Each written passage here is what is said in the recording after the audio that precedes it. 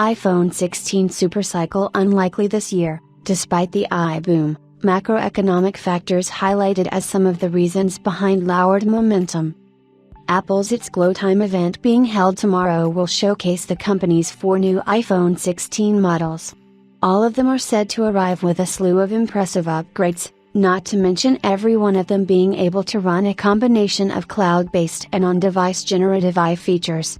Unfortunately, these advantages are not expected to result in a supercycle of the upcoming series, as a new report mentions that there are various factors why this may happen.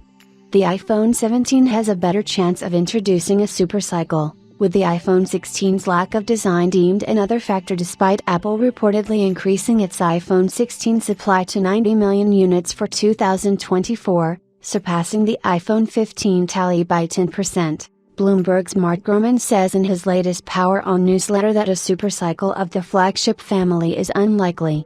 There are several reasons why this could materialize, one of them related to macroeconomic factors.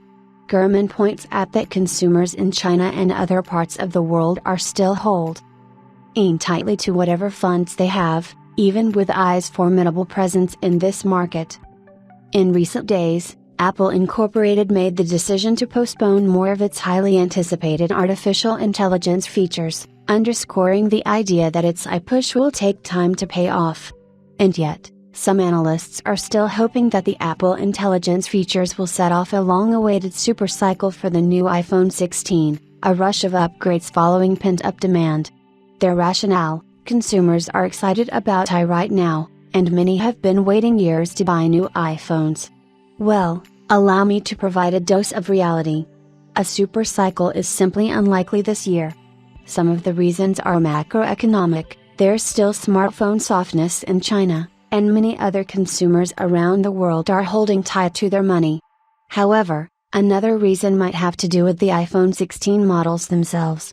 The newsletter states that all of the upcoming models will look nearly identical to their direct predecessors and that the first change that consumers notice is a redesign, which encourages them to make a purchase.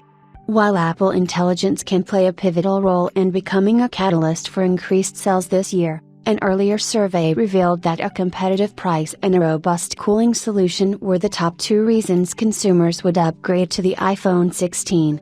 Also, it is important to note that generative AI features will not be available to iPhone 16 owners as soon as they power on their devices for the first time.